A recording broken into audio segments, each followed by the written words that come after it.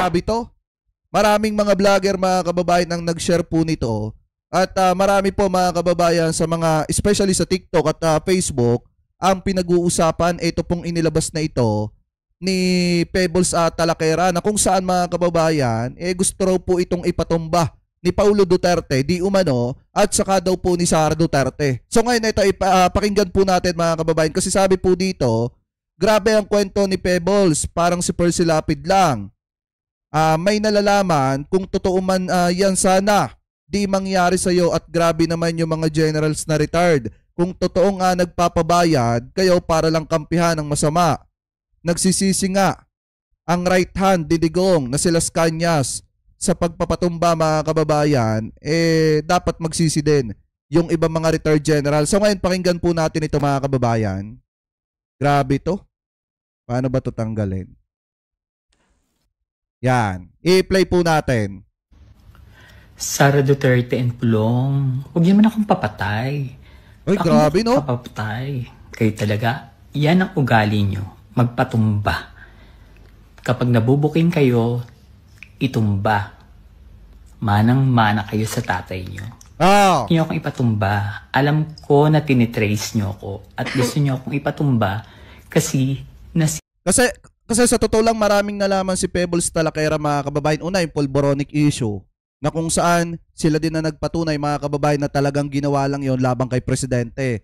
Ngayon may mga ibinolgar pa mga kababayan itong si Pebbles Talakera na ikinagalit po talaga mga kababayan ni Sara Duterte na Paulo Duterte at ng iba pa mga sumusuporta kay dating Pangulong Duterte kasi yung balak po nila na pagpapatalsik kay PBBM lagi pong naaalantana dahil nga naibubulgar agad sa publiko kung ano po yung nais nila. Anyway, tuloy pa po natin. Sisira yung plano ng Sara Army dahil nililik ko sa Facebook.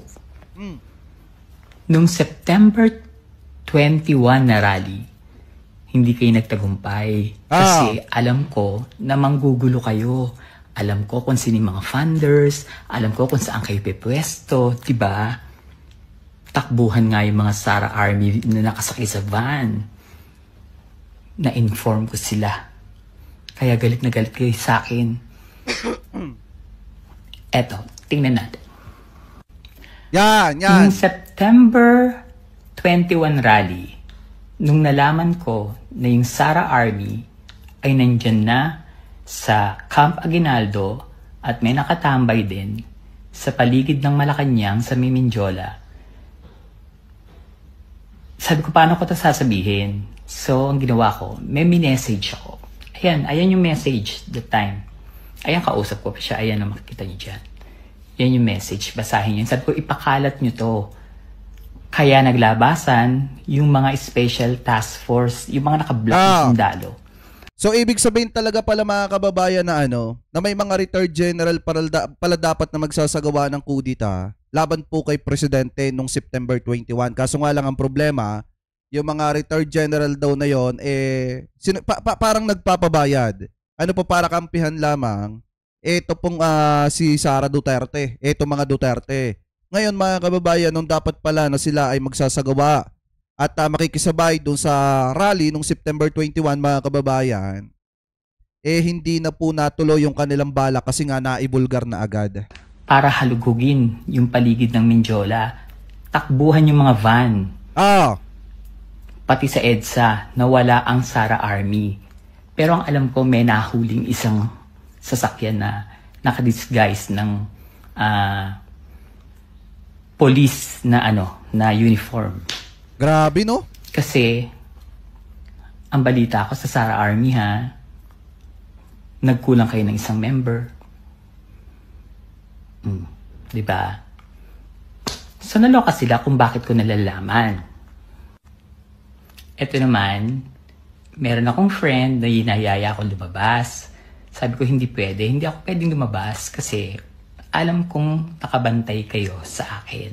Sabi ko, hindi ako na-stress. Sabi sa akin ni Chururut, wag daw ako lumabas hanggat hindi natatapos ang rally. Excuse me. Pero ito, hindi na to September 21. Ito na yung October 12 hanggang sa October 31. Yan. na rally. Marami silang plano. Malalaman nyo ngayon. Wait lang. Gusto nyo akong patumba ha? Ayan. Eto, na-receive ko lang to after ng People's Power. Sabi po ni Chururut, kahit saan po pwede kayo. Sabi dito, yun pala yung van na nakita sa Camp Aguinaldo, pero ang sabi, mga pagkain daw ang laman. Maliwanag nga po na nagkulang nga ng isa yung Sara Army, mga kababayan. Biruin nyo nga kung gaano to katindi. Dapat pala talaga nung September 21, ang layunin talaga ng mga DDS at patalsikin na si PBBM sa pamamagitan siguro na baka magsasagawa sila ng kudita, kaso nga lang hindi umubra yung kanilang mga plano kasi nga nabulgar agad. Papuntahan ni Piling. Alam niyo na kung sino si Piling. Basta nagsumbong po si Sara at sabi ni Charlie, sana Sara Army na daw po ang humahunting sa inyo. Meron po daw mga lesbians na kinakausap sila para po hanapin kayo. Nako! May mga member ng Sara Army na may mga militar na na lesbian. O di ba? Gusto niyo na akong itumba kasi ayaw niyo na may mag-leak na eksena sa social media hanggang sa rally niyo sa October 31. Grabe mga kababayan, no? At hindi lang naman rally ang plano niyo. Alam ko lahat ng plano niyo. Plano niyo patumbahin ang presidente. Dahil yun lang ang tanging paraan para makapwesto si Sara. Yung People's Power na yan, emi-emi lang yan, panggulo yan. Pero ang totoo, suicide bombing and assassin ay may hinire na kayo. Grabe mga kababayan. Paano kaya matatanggap to ng taong bayan? Halimbawa, eto kung sakali man na totoo yung sinasabi dito ni Pebbles at talakera mga kababayan na may hinar na si Sara Duterte para po talagang tuluyan ang presidente, wag naman sana sa kahit na ano pa man pong paraan. Sa tingin ba ni Sara Duterte matatanggap ng taong bayan na ikaw ang papalit sa posisyon ng presidente, tapos gagawin mo lahat ng gusto mo, makapaghari-harian ka lamang? Siyempre hindi. Hindi papayag ang taong bayan sa ganyan. Nasapilitan mong kukuhanin yung posisyon na hindi naman para sa'yo.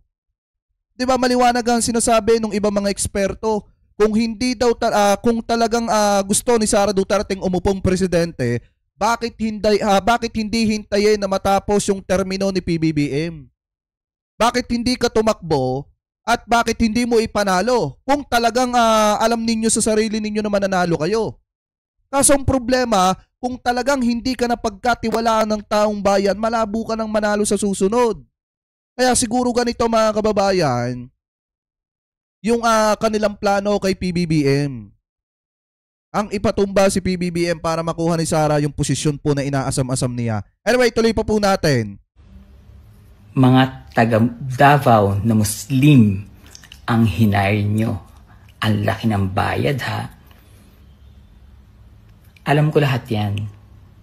Hindi lahat ng taga Davao gusto ang ginagawa ninyo. Grabe, hindi. Tama.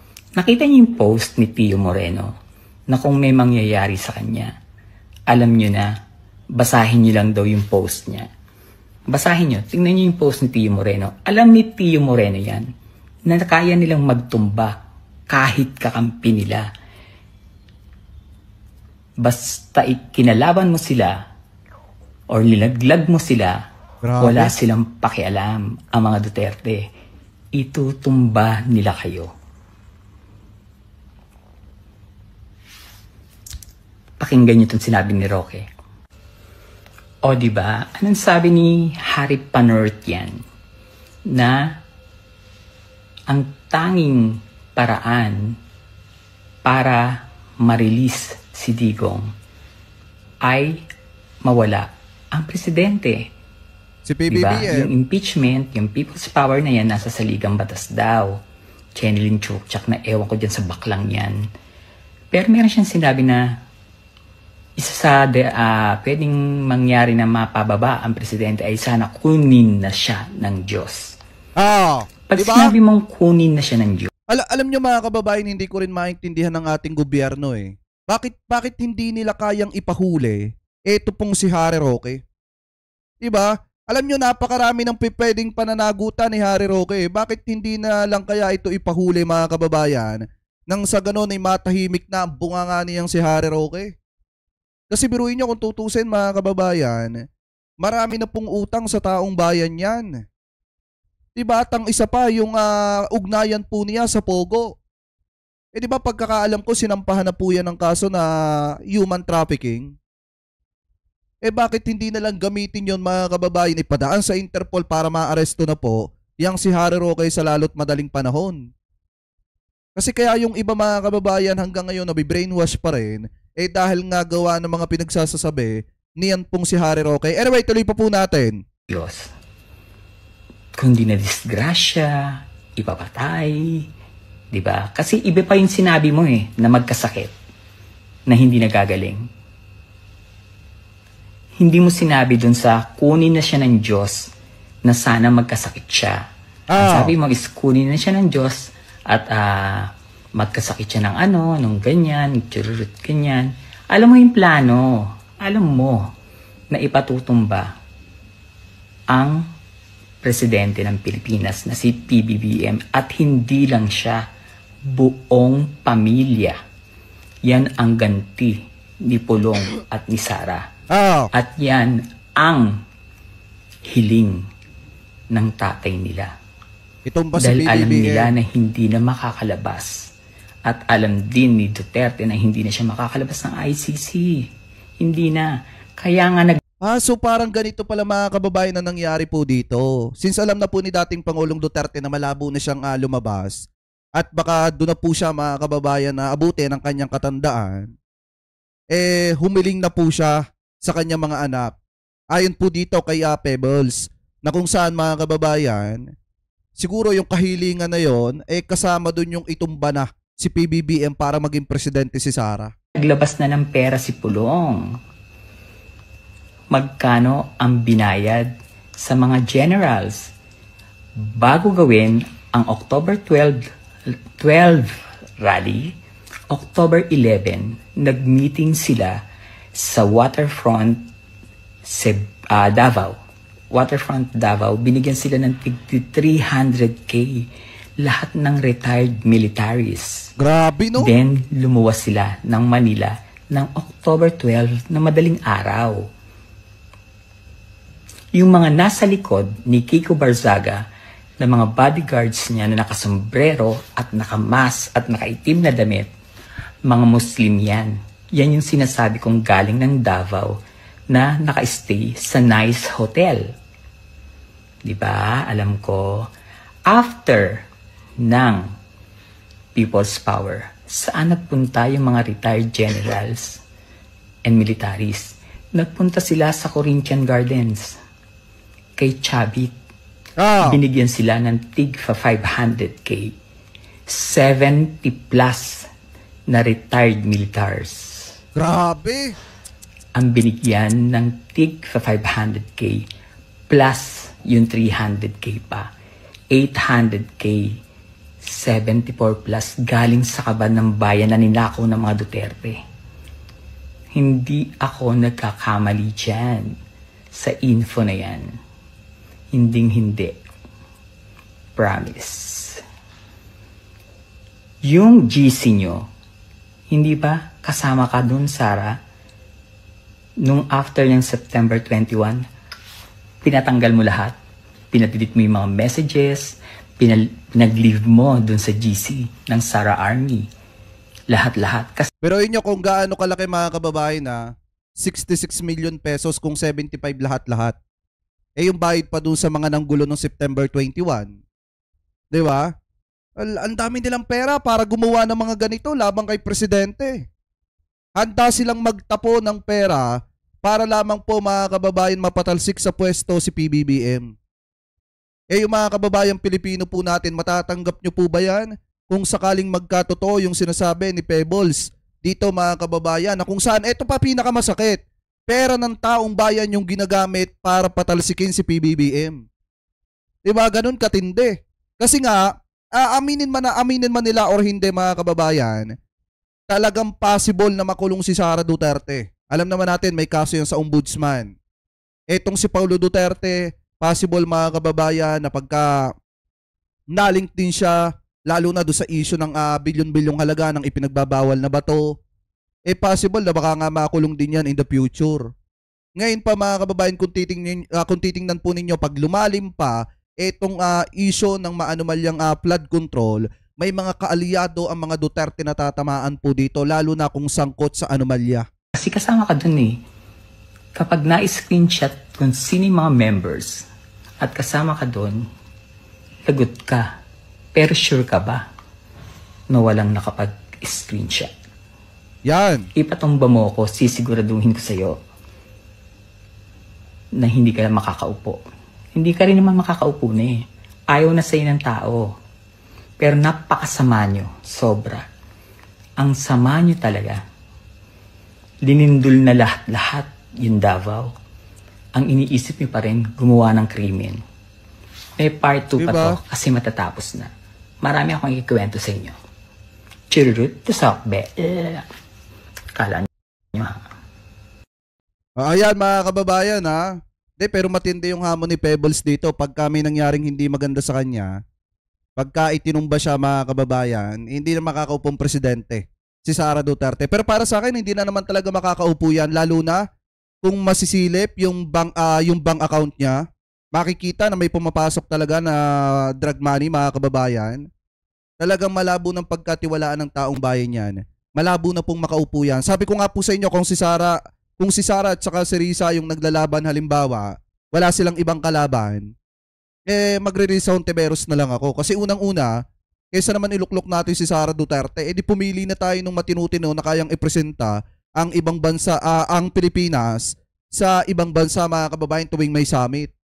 Siyempre ayaw naman nating lahat na maging kahiya-hiya ang Pilipinas. So magluklok na tayo na pwedeng pumalit kay PBBM pagka natapos yung kanyang term ng isang politiko na matino at kasing tino din ng presidente mga kababayan.